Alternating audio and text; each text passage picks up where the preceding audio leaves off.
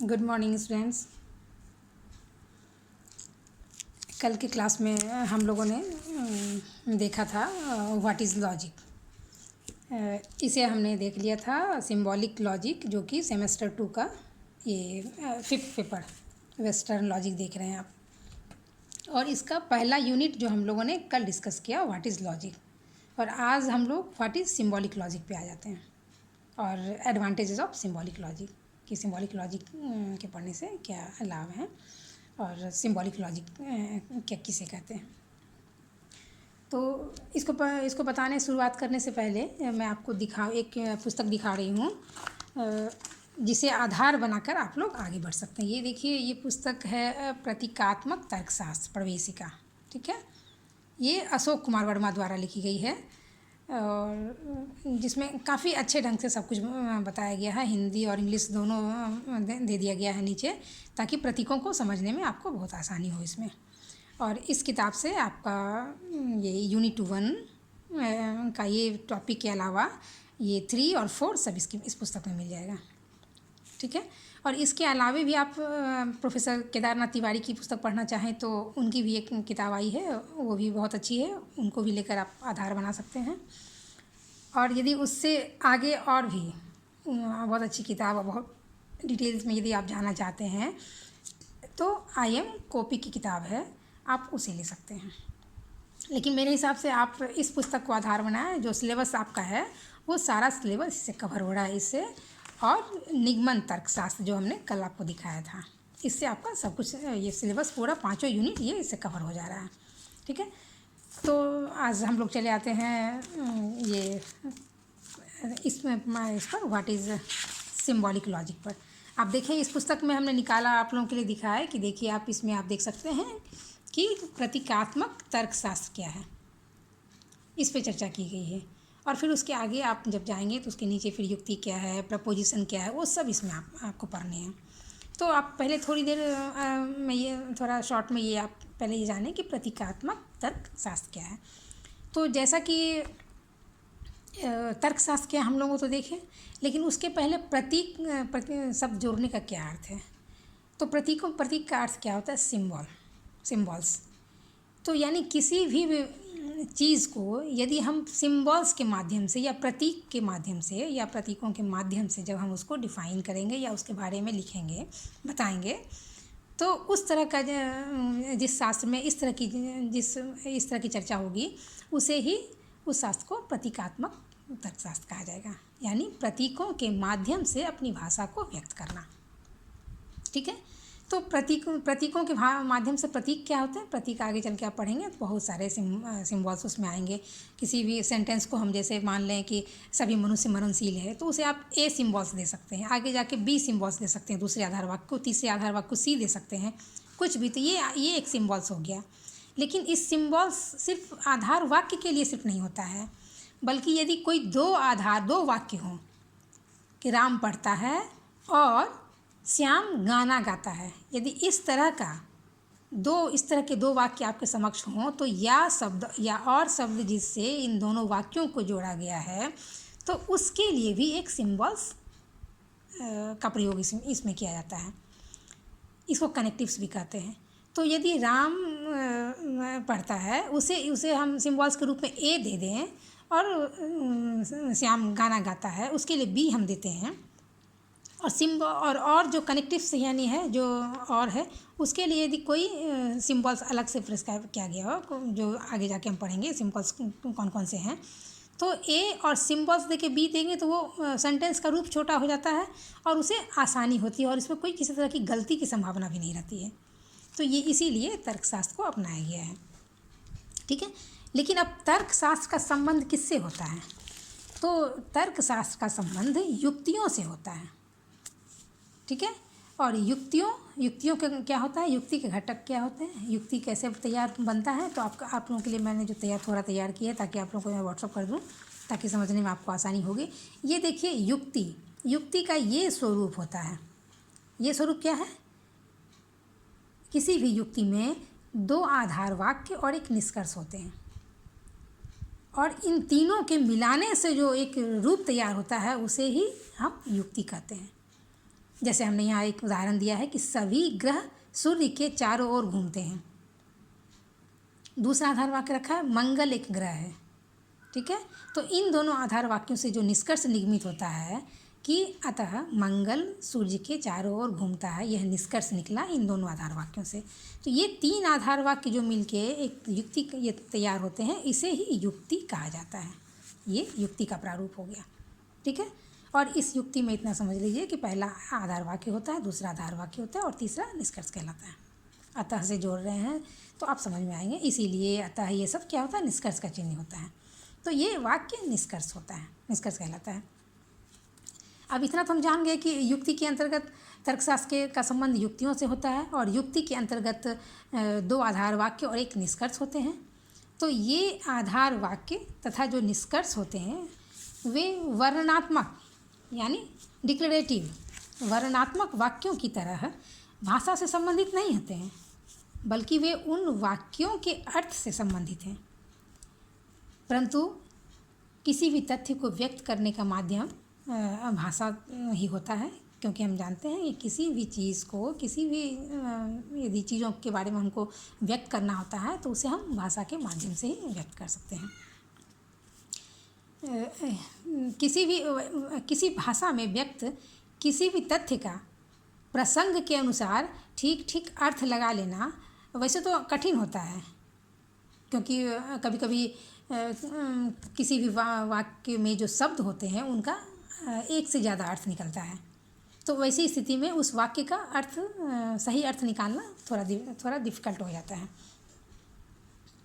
क्योंकि वाक्यों की बनावट के कारण, कभी उसमें इस्तेमाल किए गए कहावतों, कभी मुहावरों के प्रयोग के कारण, तो क्या होता है कि या कभी शब्दों की अनिकार्थकता के कारण जो अर्थ हमें मिलना चाहिए वो अर्थ हम नहीं लगा पाते हैं। तो वैसी स्थिति में दिक्कत हमें हो सकती है, वो दोष आ सकता है।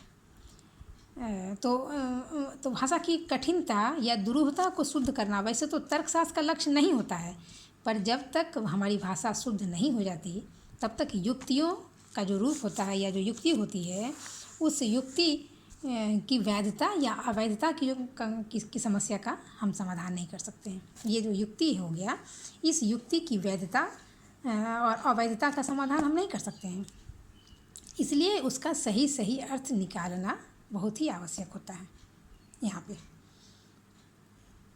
तो भाषा की जो ये कठिनाई होती है, यानी मुहावरा का कभी प्रयोग, कभी कई अर्थ उसमें निकलते हैं, तो इन भाषा की कठिनाइयों से बचने के लिए बहुत से विद्वानों ने अपने तकनीकी शब्दकोश को विकसित किया। जैसे कि साइंस में हम देखते हैं, रसायन विज्ञान में हो, भौतिक विज्ञान में हो, गणित आदि में कितने प्रतीकों का, कितने सिम्बॉल्स का प्रयोग किया जाता है। बहुत तरह का सिम्बॉल्स किया जाता है, क्या प्रयोग हम करते हैं, और उन प्रतीकों से, उन सिम्बॉल्स के प्रयोग से उनका रूप छोटा हो जाता है, और साथ ही उन्हें अंकित करने में हमें ना तो उतना स्पेस देना होता है और ना ही हमारे पास उतना, और ना ही ज़्यादा समय लगता है। तो इन्हीं सब सुविधाओं, गणित और विज्ञान के इन्हीं सुविधाओं को देखते हुए हमारे तर्कशास्त्रियों ने भी तर्कशास्त्र में विशेष तकनीकी चिन्हों का विकास किया, जिसे प्रतीक चिन्ह कहा जाने लगा। अरस्तु महोदय ने सबसे पहले प्रतीकों तथा चिन्हों का अन्वेषण तर्कशास्त्र में शुरू किया। ठीक है, किन्होंने किया? अरस्तु महोदय ने सबसे पहले प्रतीकों या चिन्हों का प्रयोग तर्कशास्त्र में शुरू किया, और इसी तरह प्रतीकात्मक तर्कशास्त्र का विस्तार हुआ और आगे बढ़ा। तो पारिभाषिक तौर पे यदि संक्षिप्त में हमें बोलना हो तो हम ये कह सकते हैं कि प्रतीकात्मक तर्कशास्त्र कृत्रिम भाषा का एक खेल है। तो आधुनिक तर्कशास्त्र के प्रतीक किसी भी युक्ति ये जो युक्ति है, इस युक्ति की जो बनावट होती है उसकी सरलता को वो स्पष्ट कर देते हैं, और जो साधारण भाषा के, जो कि इस साधारण भाषा के प्रयोग से थोड़ा अस्पष्ट होता है। तो इससे क्या हुआ कि इससे हमारी भाषा की कठिनाइयाँ दूर हो जाती है। तो व्हाइटहेड एक दार्शनिक हैं, एक तर्कशास्त्री हैं, उन्होंने कहा है कि प्रतीकों की सहायता से एक बार देखकर ही यांत्रिक रूप से इस तरह की युक्तियों की वैधता को जाना जा सकता है। और आई.एम. कोपी जिनकी चर्चा हम कर रहे हैं, जो कि एक तर्कशास्त्री है जिन्होंने सिंबॉलिक लॉजिक की पुस्तक लिखी है, उनका भी कहना है कि प्रतीकात्मक तर्कशास्त्र का प्रयोग दो दृष्टि से हो सकता है। पहला तो युक्तियों की वैधता, ये जो युक्ति है इसकी वैधता के परीक्षण के लिए, और दूसरा स्वयं तर्कशास्त्र के जो नियम हैं और जो पद्धति हैं उनको देखने के लिए, उनके लिए भी। तो यदि हमसे पूछा जाए कि प्रतीकात्मक तर्कशास्त्र के पढ़ने से क्या लाभ हैं विद्यार्थियों से, यदि ये पूछा जाए तो सबसे पहला लाभ तो हम यही बताएंगे कि सिंबॉलिक लॉजिक या प्रतीकात्मक तर्कशास्त्र को पढ़ने से भाषा की जो कठिनाइयाँ होती हैं वो सबसे पहले वो दूर हो जाती है। और जो दूसरी बात होती है वह क्या है कि युक्ति की जो हमारे पास समस्या आती है, क्योंकि प्रतीकात्मक तर्कशास्त्र के अंतर्गत सबसे पहले युक्ति को देखना पड़ता है और वो युक्ति की वैधता को जानना होता है। तो इस युक्ति की जो वैधता या अवैधता होती है उसका वर्गीकरण या उसकी पहचान बड़े आसानी से हो जाती है सिंबल्स के रूप में देने के बाद। और उसके बाद तीसरा लाभ हम ये बता सकते हैं कि इसमें मात्र तर्क वाक्यों के लिए चिन्हों का प्रयोग नहीं होता, बल्कि उन तर्क वाक्यों के संबंधों के लिए भी प्रतीकों का प्रयोग किया जाता है। यानी संबंधों मतलब दो वाक्य हमारे सामने हो, जैसे यहाँ पे है कि सभी चित्रकार कलाकार हैं, लेकिन इसके बाद और लिख के कोई और दूसरा भी वाक्य होता, तो ये जो दो वाक्य हमारे सामने हो जाएंगे और उसको जो और से वो जोड़ेगा, दूसरी बातों से जो जोड़ता है, जिसको कपुला हम कहते हैं या कनेक्टिव्स कहते हैं, तो सिर्फ दोनों वाक्यों के लिए ही प्रतीकों का प्रयोग नहीं होता है, बल्कि ये जो और आते हैं बीच में, जो जिनसे हमारा दोनों वाक्य जुड़ा होता है, कनेक्टिव्स, उसके लिए भी प्रतीकों का प्रयोग इसमें बताया गया है। इसलिए पारंपरिक और नवीन तर्कशास्त्र में न सिर्फ गुणात्मक यानी किस्म का अंतर नहीं है, बल्कि मात्रा में भी जो अंतर होता है, और यह अंतर हमारा साधारण नहीं, यह अंतर बहुत ही बड़ा होता है। इसलिए प्रतीकों की महत्ता हमारे सामने समझ में आ रही है। और जब हम भाषा का विश्लेषण करते हैं और निगमन करते हैं तो उस निगमन तथा विश्लेषण के लिए भी एक शक्तिशाली अस्त्र सिद्ध हुआ है। और आज भी वैज्ञानिक प्रणाली में इसका प्रयोग हर क्षेत्र में हो रहा है। हम आराम से देख रहे हैं कि वो भौतिक शास्त्र में, रसायन विज्ञान में, गणितों में प्रतीकों की भरमार है और लोग प्रतीकों से पढ़ाई करते हैं। तो उन प्रतीकों से पढ़ना और समझना दोनों आसान हो जाता है और हमें समय कम लगता है। तो और उसमें वाक्यों का जो मतलब वैलिडिटी या इनवैलिडिटी होती है, सत्यता और सत्यता जो भी हम जानना चाहते हैं, वो उससे ज़्यादा सही होता है। तो उससे हमारे युक्तियों की वैधता को जानने में, हमारे भाषा की कठिनाइयों को दूर करने में, ये इन सारी चीज़ों में हमारा जो प्रतीकात्मक तर्कशास्त्र है या प्रतीक चिन्हों का जो विस्तार हुआ, जो प्रयोग होने लगा तर्कशास्त्र में, उससे हमको काफ़ी सहूलियत हुई। तो ये सारे लाभ हैं प्रतीकात्मक तर्कशास्त्र पढ़ने के। तो आज यहाँ तक हमारा ये पूरा हो गया कि what is symbolic logic, advantages of symbolic logic, ये दोनों आज हमने कवर कर लिया है। और कल तो संडे है, परसों फिर हम बैठते हैं और परसों आप लोगों को हम प्रपोजिशंस एंड आर्गूमेंट के बारे में क्लियर बताएंगे। तो हालांकि आर्गूमेंट्स तो आज थोड़ा सा हमारे समक्ष आ ही गया कि आर्गूमेंट का क्या प्रारूप होता है, लेकिन फिर भी इसे डिटेल्स में थोड़ी हम जानेंगे। और उसके आज तक के लिए इतना ही, और आशा है कि आप लोगों ने बड़े अच्छे ढंग से इसे समझ लिया होगा। लेकिन यदि किन्हीं भी विद्यार्थियों को यदि ये समझने में दिक्कत हो रही हो तो आप मुझे अपने डाउट्स जो हैं वो डाउट्स सब या प्रश्न जो भी मन में सवाल उठ रहे हों उन्हें आप मुझे व्हाट्सअप कर दें, और उन डाउट्स को मैं अगले दिन दूसरे दिन में उसको मैं आपके डाउट्स को क्लियर कर दूँगी। ठीक, धन्यवाद।